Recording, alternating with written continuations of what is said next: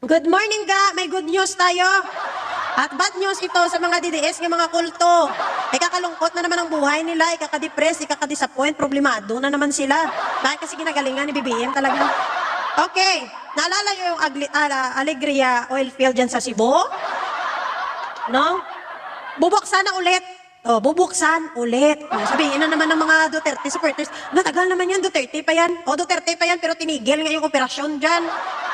Under pa yan noon sa China. China International Mining Petroleum Corporation. Panahon ng tatay mo, China.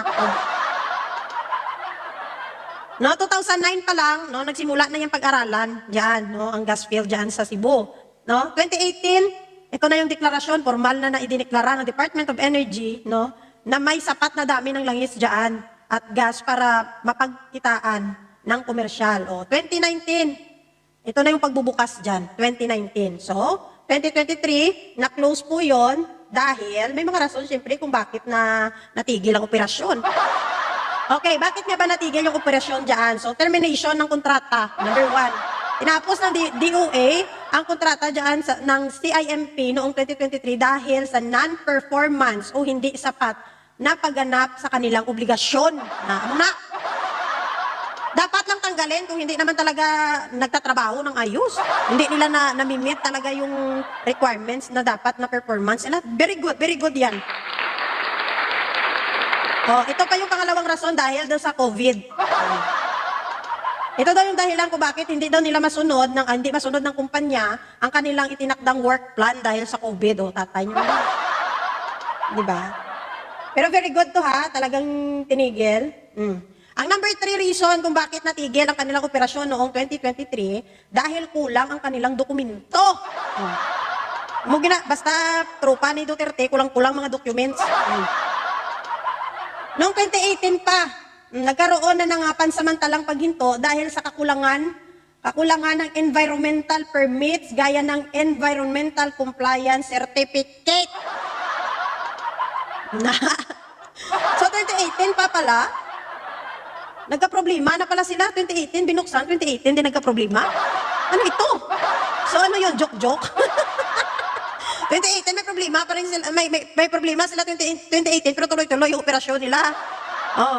Pero nung dumating na si Pangulong Bongbong Marcos 2023 pinasara mo na sila. So nung panahon ng tatay nila dire-diretso ang kanilang produksyon gawa.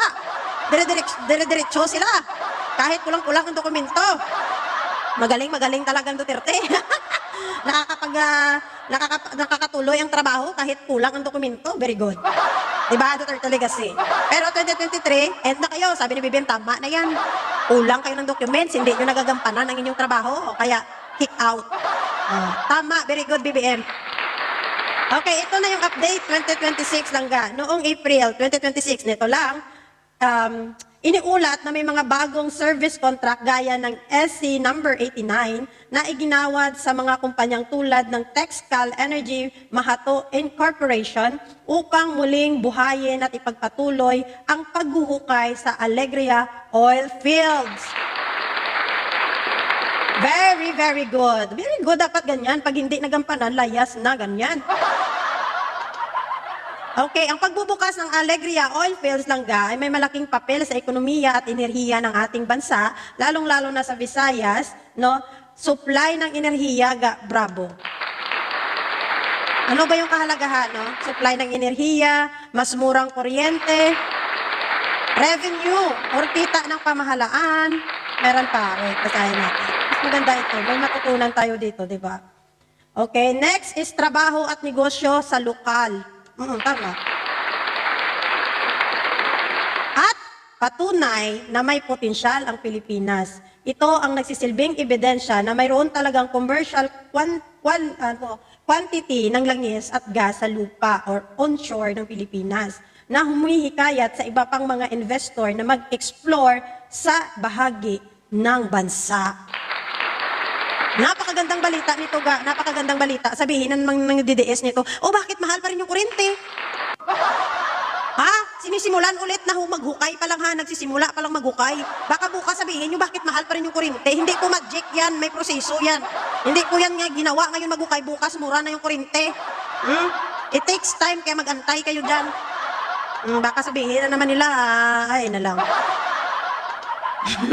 Alam mo na yung mga DDS, pagka gusto nila ngayon, dapat kinabukasan, meron na. Ha? So, bravo, Pangulong Bongbong Marcos. Mabuhay ang bagong Pilipinas. Mabuhay ang mga Pilipino.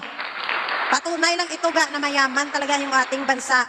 Kung meron lang talagang namumuno sa atin, na talagang ito ang unahin talaga yung bansa natin para sa ikakaunlad ng bansa natin, siguro mayaman talagang Pilipinas Sana magtuloy-tuloy pa itong ginagawang drilling at pag-aaral dito sa ating bansa regarding dito sa mga nakatagong yaman na gas ng Pilipinas.